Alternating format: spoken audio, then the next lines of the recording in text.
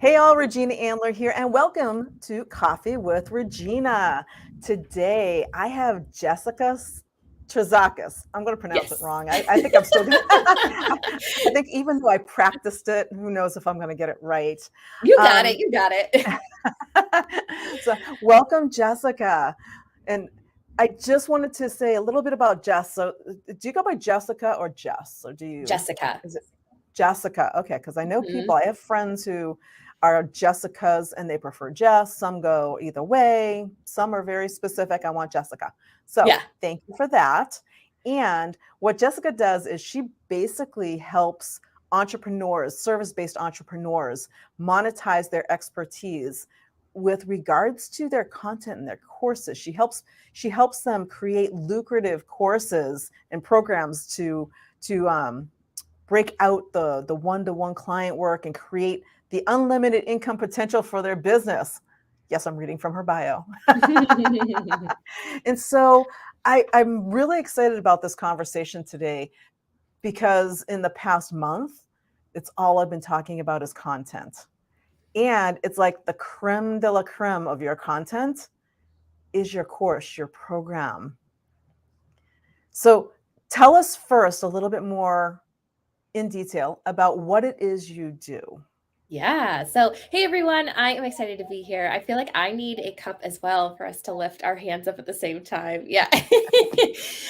So I come to this space of course creation and group program creation from a teaching background. And so the way I approach all of this is yes, the marketing matters and yes, the sales matters. And I know everyone sort of fixates on the price point and the name and how am I going to fill it. I love focusing on what happens when a client enters that course or what happens when a client enters that program, specifically from the standpoint of how can I create the best learning experience so that when someone enters this program, this course, they're not only going to want to watch the first module, but they're going to want to stick around until the end. Because I think pre-COVID, it was very easy for people to come into the course space and just say, you know what, I'm just going to build a course and courses are super popular. People buy courses, and the consumer was very willing to buy, like, oh, the messaging sounds really good, or this has a really good promise, or like, I have to take this because I want to learn how to do this thing. Our clients are much savvier now. And so a lot of the conversations I have with my own clients when it comes to building their courses and programs is how can we focus on creating such an incredible learning experience inside of that course or program so your clients finish it, they want to stick around and continue working with you, and they tell everyone about you. Yeah, and that is the key to content. I mean, over the years, I don't know about you, I have purchased a ton of courses that just became that shelf help. Mhm. It was like some of them I purchased and literally did the first module and then never did the rest of it because frankly, it was like spent money on it because the marketing was so good and it sounded like a great course. And then I got into the first module and I was like, okay, I'm bored. I need to move on. And never did anything else with it. Mm. And, I love content creation as well. And I find it fun. I think that content creation, especially in your signature program and your courses, I, that is like the most fun content ever to write. I write it with a mindset now of would this keep me engaged? Would I want to Mm. go to module 2 with A- this? and what I love about that is I think there are a few things I see with people who put together courses and programs. One, there is this idea of like I've got to make it valuable. There's got to be value in it, right? And so that leads people into this temptation of doing two things. One, it's stuffing it with everything. And so I've bought courses as well. I bought this TikTok course a few years ago. I went in there and it was such generic. It was a lot. It was a lot of information, but it was very generic. And then it was just like, this person put a bunch of free trainings in there that she had run. So it was just this expansion of information because that's what people perceive as like, oh, people want a lot in there. And so that's how I'm going to make this valuable. So the more I put in there, the more valuable it's going to be. The second thing I often see people doing that I wouldn't say it's wrong. I don't like using the words like this is the right way, this is the wrong way. But what I see a lot of people doing is they will model the structure of their course or program based on what everybody else is doing. Right? Like, oh, this is how so and so has built their course or portal on this topic. So I've got to do the same thing. And I've had such interesting conversations with clients these days about how do we make this more of you and how you want to teach this and what's fun for you to teach as it relates to, and I'll give an example in just a second. But that's then going to translate to the client being way more interested and engaged because it's like, oh, it's not just another ideal client lesson that I've taken in so many other freaking courses, right? And so I had a business coach client who was like, I am so tired of teaching the I help statement in this way. Can we like blow this up and teach it differently? And I was like, absolutely. And so when it comes to getting someone to move past the first module, I love that you have the perspective of like, what's going to get them to want to say yes to continuing. So having that perspective, A, and B, resisting the temptation to want to create something that looks like everybody else's. That's a huge thing because right now, in our world today, there's a lot of cookie cutters. And yes, with COVID and everything, the coaching industry exploded. Mm-hmm. Because there were people getting laid off. What do I do now? Some people were like, oh, I've always wanted to try this. And, I have a life story. I've got this. And yet they really weren't necessarily understanding what it meant to be a business owner. And so they went and they took a course. Mm-hmm. And in that course, they got certified. They got, certified life coach, certified health coach, whatever. And in the process, the course has this cookie cutter thing that says, okay, now you're certified in this. And if you teach it just like this, here's the PowerPoints, here's your scripts, here's your stuff. And then, 50, 100, 1,000 people go out and teach it based on those scripts, those PowerPoints. And they are literally a cookie cutter. And I don't know if you've ever seen some of those courses where it's like, nowadays I can point out, because I've been trained by so many different people out there, that I can say, oh yeah, you were trained by Jack Canfield, you were trained by John Assaraf, you were trained by Tony Robbins, you were trained by Joe Vitale. I can tell who you were trained by based on what it is that you're teaching. You've literally become a cookie cutter of them. And what you said is like my big thing. Add the you into your program. You need to inject you.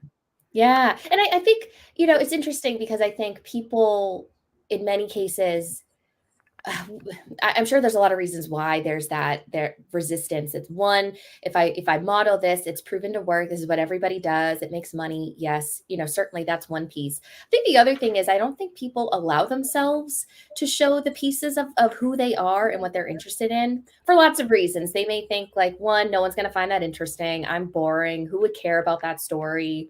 And I think that's where when people ask me all the time, how do I stand out?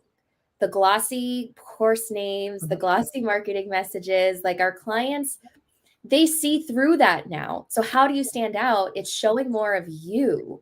And within the course, within the promotion of the course, within your content in general, people want to connect with you. And so you attended a webinar that I did back in February where I was like, I really want to play more with this idea of like, how do you infuse more of your personality into your teaching? Because that's what people will stick around for. Yes, your content has to be good. You have to have, solid, whatever theory or concepts you're teaching. But then it's also the like, do you share stories that are from your life that you're interested in to go along with this content? Because that in the end, my big thing is like the more you are you in your course, the better your sales are going to be. Right, because that's how you're connecting with people. That's how you're building relationships. People don't want to work with the robot and the cookie cutter. They want to work with you. So at the end of the day, from a long-term client, to have a client family member. So when my clients, I call client family members. Yeah. So it's not just a client. To me, a client is like, okay, are you just a number? Or are you a client family member? It's like, no, you're in here for life. It's like you want to keep learning and finding new things because the relationships there, and you can't build a relationship being fake and trying to be somebody else. Well, here's an example, right? So I was just in Europe with my sister for, I did a bachelorette trip with her, and we went to see, I don't know if any of you, if you know, or if any of you watching know who Hans Zimmer is, but he writes the musical scores for so many of the movies we love. I love the score for Interstellar. So I was like, we got to go see him. Well, he also wrote the score for the movie Dune. And I was watching a behind the scenes of how he came up with the score for this movie. And he said something that really stood out to me that applies so directly to what we're doing as course and program creators, which is he said, I was tasked with the science fiction film and I had to come up with the score for this. And he said, what's really interesting is when you look back at all the other science fiction scores, science fiction movie scores, they're all like European classical movies, right? You have this sort of orchestral, like classical music spin to it. And he was like, I didn't want to do that. I wanted to do something completely different. And so he played with different sounds. And so if you listen to that score, it is him, it is his perspective, it is what he wanted to bring to the table. He kind of went against, I'm not suggesting anyone sort of be a revolutionary in that way with their course or program. But the point is that he said, you know what, that's how everyone else is doing this. That's sort of the prevailing trend. I want to infuse more of myself into this score and what's interesting to me. And he ended up going on and winning an Academy Award for the score for that movie. And people love it. You should have heard the crowd erupt when that song came on in the concert. And so if we think about how that applies to us, as course and program creators, that goes back to the point of like, look at the content that you're teaching. How you bring life to this is, how do you want to teach it? What do you want to talk about it? What stories do you want to infuse into this content, as opposed to just, here's how you write an I help statement, or here's how you put together a meal plan. That's just so boring. You got to make it your own. Yeah, and it's really all about keeping people engaged. And Mm-hmm. you're keeping them engaged by adding that stuff. Nobody wants to listen to a monotone, you know, here's step 1, here's step 2, here's step 3, here's step 4, congratulations, you're done. Nobody wants to watch or learn that way. Mm-hmm. They want to hear, hey, here's step 1. Here's how it worked for me, and I did this, and I did that, and here's how it can help you as well. And the excitement, the personality that you bring to the table matters. Mm-hmm. And if you don't inject that personality into what you're creating, and you just blah blah blah read from the script the whole time, I've taught people with their signature courses that it's okay if you have a PowerPoint up, sure, put your notes up. You can read from your notes. Just remember that you're talking to them. So when you're looking at your notes, it's really just for reference. You're Mm-hmm. talking to them. You need to inject you. I've actually, even in notes, written the way I want to say it, with the humor, with the pause, with the stuff, just because I was like, wow, this is so much information. I want to make sure I remember to say this. And so I'm going to write it down. However, I'm not going to write it down, blah, blah, blah. I'm going to write it down with, hey, and then there's this, and then there's this, and then there's this. I'm going to write it that way so that I remember when I'm doing it, because that's one of the things that I hear from a lot of people. They create this program and they're like, yeah, I've got this great program. And they're fabulous programs. And then when they think about delivering it, they freeze. Mm-hmm. Yeah. Even though the course information is so great. And so when you think about it, it's like, that's okay. It's like that. Remember, your audience is probably feeling the same way about what they're doing with their stuff. Mm-hmm. And so, Mm-hmm. That's a lesson for you to go, you know what? And that's why I'm here, is to help them do this through what I'm teaching them, or, whatever. And so you can inject that in there and let them know that you get them and they get you. And that's what makes them client family members, instead of just like a client that's a number that, they're here today, gone tomorrow. Exactly. And I think some of it is also like figuring out what those pieces of your personality are that you want to infuse, and not making them wrong. So for example, some people are like, oh, I can sometimes be a little scattered, or I talk a lot with my hands. And like, of course, there's balance to everything. You don't want to be like this the entire time you're teaching. But that's the big thing, is figuring out like what are the qualities of yourself that you want to inject in, and not making it wrong. That's who you are, and that's what people are going to connect with. Yeah, it's all about being authentic and keeping it Mhm. real. I tell Mhm. people all the time, I get a lot of people. I spent many years in Toastmasters, and I do not knock Toastmasters. I will say, however, Toastmasters is not my jam, um, because of that, no, because of what I just did. So my ums and my ahs and the thoughts and the yeah and like like that kind of thing, the things that you interject that in Toastmasters are totally taboo. They're counting every time you do that. That's part of natural speech. Now if you say every fifth word or something like that, that's a different story. However, if you anybody who gives a presentation that, I don't know how to say this, I guess if it's too clean, that Yeah, makes we're me like, "Wait a second, I don't believe that," like, I think people and I think that's why and just, on a related note, I think that's why TikTok is such a popular social media platform is because of its very informal, off the cuff style, and I think that just tells us people are hungry for that kind of realness in, yeah. in our content, and that's what they're looking to connect with. Yeah, whether it's, whether it's a course or a speech or whatever, if you get up there and it's like almost too perfect, my first reaction to that is, wow, you are so fake. You like literally just memorized that. And I saw nothing really of you, even if they tried to inject themselves in it, because it was just so perfect. Nobody's that perfect. No. Everybody stumbles. All the great ones that are out there do it all the time, and it's just who they are. It's Well, and about being authentic. I think that gives those of you watching this some relief in the sense that I know one of the biggest things that holds people back from releasing the courses and programs is the idea is great and now I've got to actually put it all together and release it to the world. And that's where it sort of hits that roadblock you were saying, which is like, oh no, I got to sit down and record stuff or I've got to put all this together and it's got to be perfect. And yes, of course, there's a professionalism. You want to have stuff, put together nicely for your clients, but you don't have to sit down and do like these like 15 takes of videos. It's like, your content, be yourself, teach really good stuff, and your clients will love you for it. Yeah, I'm not gonna lie. I have some blooper reels. Oh, my screen, my screen just went off for a second here, so I'm not sure why. So hopefully I'm still here. Can Yep, you you're still see good. me? Yep. Okay, fabulous. Because my screen is blank right now. so, so, so I'm just going to keep talking. And so yeah, so I mean, what I see a lot is that you know we try to create the stuff that will resonate with people, and we spend so much time making it perfect, and there's no such thing as perfect. And I have blooper reels, so there's sometimes where I start getting into my content. I'm doing recordings for modules, Yeah. and I'll get partway through and I'll start laughing and I'll be like, oh yeah, you totally messed this up. All right, take two. It was like, all right, that was a little that went a little bit too far. So like you said, there's a fine balance. There's the, yeah, I want them to see the real me. At the Mhm. same time, it is a course. People are paying for your courses, and there is a professionalism that goes along with that.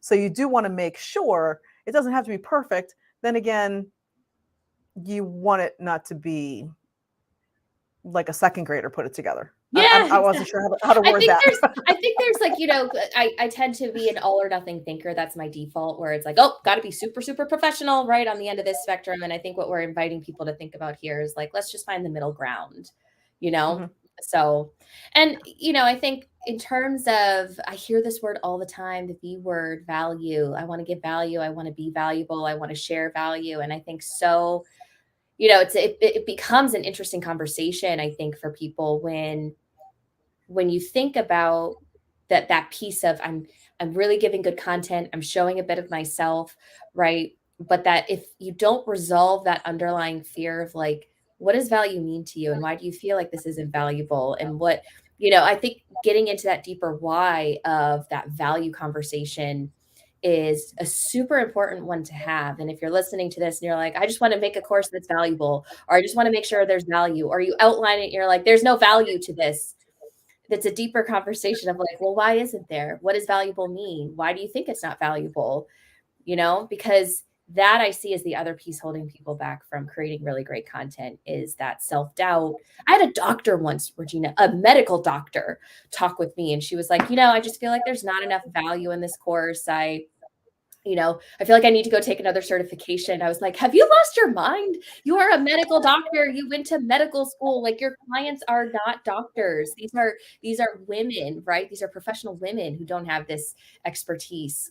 So I would say that's another fascinating. I see it mostly with women. I'm just generalizing, right? My clients who are women, let that I've got to have value eat away at them in the creation process. And it just makes the whole idea of putting their course or program out there just so miserable for them. Yeah, and I see that all the time too. And what I always tell people is that it's not about you, it's about them. So Mhm. if you say, I want to add value, and you're thinking about all this knowledge that you have in your head that you want to spew out into this program, and it's like, that's great. What is the end result that the Mhm. person purchasing your program is looking for? That's the value. The value isn't what you think the value is. The value is what they think the value is. So Mhm. one of the things when I'm working with my clients is I tell them, you know, how do you know? You ask. I have them ask, what is the one result that you want? If you could have one and only one result, what would that result be? And then use their words. That's the value. That's what they want to get out of it. Yeah, and why do they want that? It's when we talk about our ideal client avatars, we talk about, the demographics often. We don't talk as much about the psychographics. It's like, Right. what are they really feeling? What's the emotions behind? Why are they going to purchase that program from you? What is the end result that they're looking for? That's where the value is. So if you're hung up on, I want to make sure I got value, it's it has nothing to do with you. It has to do I with know, them. it's the funniest thing though, isn't it? And I say funny just as a general kind of common phrase we use, which is so many of us come from this heart-centered space of like, I want to help. I care about my ideal client. And yet we're so enveloped in ourselves. And we're like, I've got to have value. I don't think it's valuable enough. And it's like, notice how many times you're saying me, my, like it's not about you at all. And so I would say if that's a conversation you've been having internally in your head as you're watching this, it's worth digging into, like, why do I feel like there's not value, or what does value look like, and what would be valuable for my client, and really getting out of your head. And I find having conversations with my ideal client always solves that. Yeah, and you just made me think something. Some of that could be stemming from a limiting belief as well. Oh, totally. So, yeah, Absolutely. Yeah. Yeah. yeah, there's all kinds of limiting beliefs out there that, with I'm an imposter, I'm not worthy, I'm not smart enough. Is this going to be valuable enough? I don't think it's going to be valuable enough. You know what? In your head, you're saying that, and like your doctor story, right? It's like, you're a doctor. They're not doctors. They don't know this stuff, and I so know. to you, it's every day. You know it already. So to you, it doesn't have as much significance because you already know it. Your audience, the whole purpose of that audience is they don't know it. So And for them, I'm laughing not to poke fun at people who feel that way, but I'm laughing because when you verbalize it and say it out loud, you're like, wait a second, you're a doctor. You went to medical school for however many years and you don't feel like you know enough. I'm like, doesn't that just sound absurd? Doesn't that just yeah, sound ridiculous? it does. It just it sounds crazy, and it's like you said, it's like people get hung up, and they procrastinate on creating the course or creating the program or whatever, because it's not because they don't have content. It's because they're thinking, maybe it's not valuable enough. I mean, I already know this information, and to me it's kind of Obvious. obvious. Yeah. It's kind of obvious, right? Well, to you it is. To your But not to to your them. audience, it's not. It's something new to them. Yeah. But what I will say is, right, like when it comes to our content, I think one, it's don't assume that they know this, but I will say our clients are much savvier now, as you kind of indicated yourself as a consumer of courses yourself, Regina.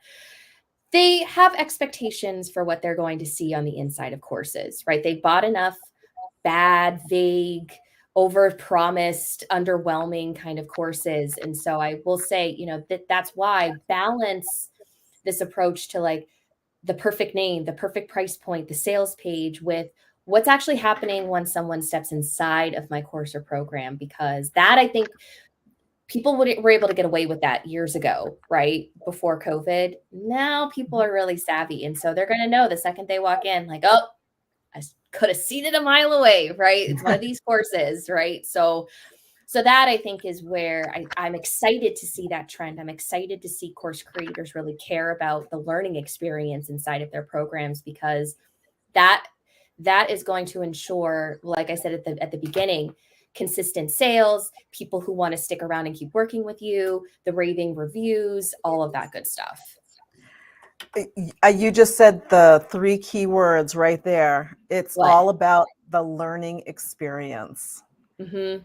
It really is. It's about the learning experience for the client, for that person who purchases the program. What is that learning experience? Is it going to be a great experience? Are they going to learn a lot?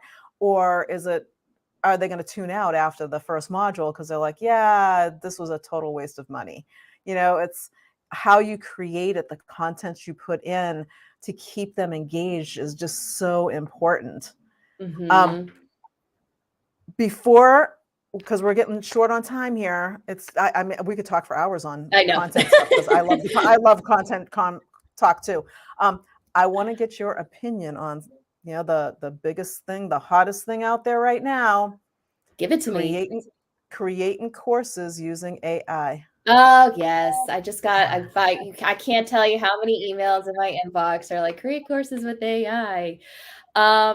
Okay, so in all transparency, I actually really like ChatGPT. I use it, I wouldn't say every day, but I use it multiple times a week just to help with efficiency. And what I would say is I think AI can be helpful in the sense of, just as part of the research process. If you're like, I want to put a course together on, I don't know, putting social media content together, right? So you could kind of see, like, if I needed a 5 module course, what would ChatGPT recommend? And I think you can use discernment with what ChatGPT suggests for like the core content.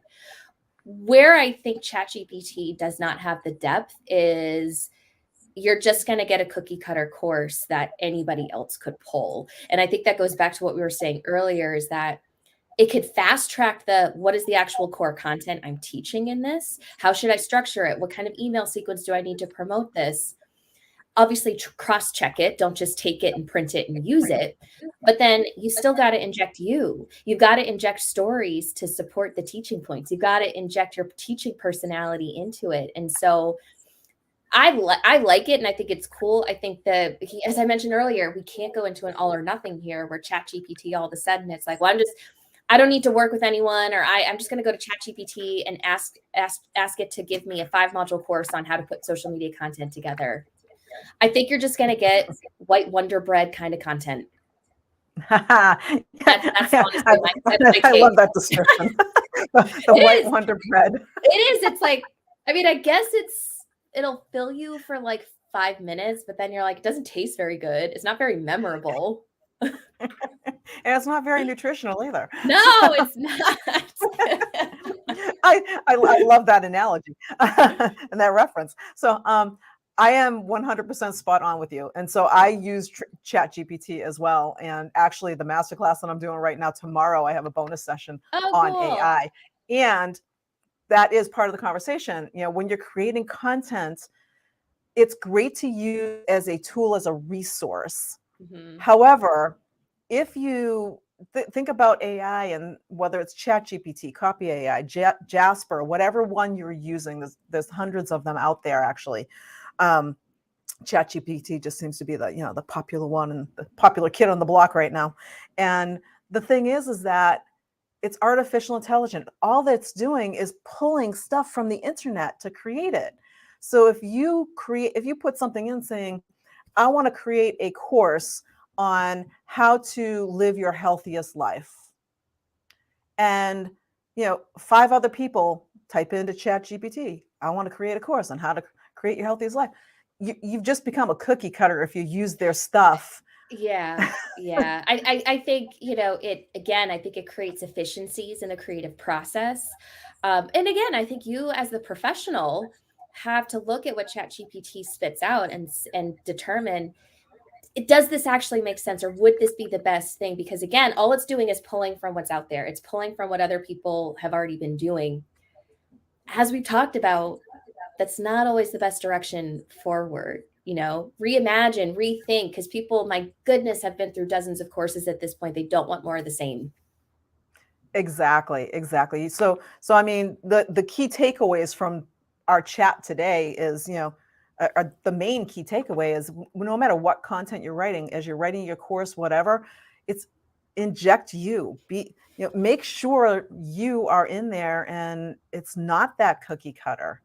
Mm-hmm. Because, if you're that cookie cutter program, you're gonna that's great. It's kind of like throw spaghetti at the wall. It's like, okay, a couple people will buy and then they'll leave and they won't be happy because you really didn't provide them something real and of value to them. So that's really what we want to make sure that we're providing for people. And you really help people drive home, the stories, the injecting the you into the program. And with your background in the teaching industry, I mean, every time I ever hear you speak, I'm like, you're just so much fun and engaging. And that's really what you want, right? Yeah, you want people to be like, oh, I really want to listen to that, or I want to tune in and well, specifically in a course, like I just want to listen to this because it's interesting and fun. So yeah, it's a lot of fun what I do. So if people wanted to hear more about what you do, where would they go about finding you? I am a Facebook person through and through. Facebook is my platform. So for now, anyway, you can find me at Jessica Terzakis on Facebook. As far as I know, I'm the only one with that last name on Facebook. And I post there all the time. I share lots of content. I love having conversations with people. So that would be the best place to find me and engage with me. And just out of curiosity, do you work with? I know you're local to me, so you're in New Hampshire as well. Mhm. Do you work with anyone anywhere? Oh yeah, I've been virtual since the beginning. Yeah. So it does not matter where you are geographically. I do most of my work virtually on Zoom. So yeah, that's a good question. Yeah, don't let the state border prevent anyone from connecting with me. And just for a quick recap, what is it Yeah. that you help people with? So somebody comes to you and says, Jessica, I'm starting this course. Help me. I can help with everything from I've got this idea and I've been sitting on it for 2 years now. Please help me bring this thing to life. To I've been running a course or program and I feel like I could just be better. And there's something that's missing that I just don't know what. Can you come in and audit it, help me improve it, tell me where to make things better? So I work with people from the ground up and I work with people who have existing programs and they're really wanting to step it up a notch. I love that idea that you can audit somebody's program so they can, one up their own program and make it even Mhm. better for their audience. I love that. Mhm. I don't know a lot of people who are doing that. I know a lot of people who help with the initial course creation and that kind It's of thing. it's my favorite to go into existing content because it's like, well, now we have data. We know if you've had people going through it, it's like, okay, so what's working? Where do people get stuck? How can we improve things? Because we're not working from theoretical. We're working from like this is how people have gone through it and what their experience has been. So we know what to I improve and enhance. I love that. That's a great way to think about it because I think some people create the courses and they kind of do a set it and forget it kind of thing. No, don't do that. And yeah, and it's like you need to continually, go in and revamp and improve and add more Well, value. Well, and just Things update, change. right? Because so many of the things that we teach, the topics, like the way I teach putting courses and programs together in 2023 is way different from not way different, but it's different from what I was teaching back in like 2019. So it's the updating of things that just to stay relevant and fresh with your content too. Yeah, I love that. All right, so I'm going to make sure that in the comments below, we'll make sure that if anybody wants to chat with you, that they know how to find you on Facebook. And thank you so much. This has Thank been such a you. great conversation and very enlightening with, the content. Thank you for having me. This has been so fun. Awesome. So For all of you out there catching the replay or checking us out live, don't forget, if you're doing the replay, to put hashtag replay in the comments. And we look forward to seeing you next time on Coffee with Regina. Come and join us for a cup and a chat with purpose. Bye for now.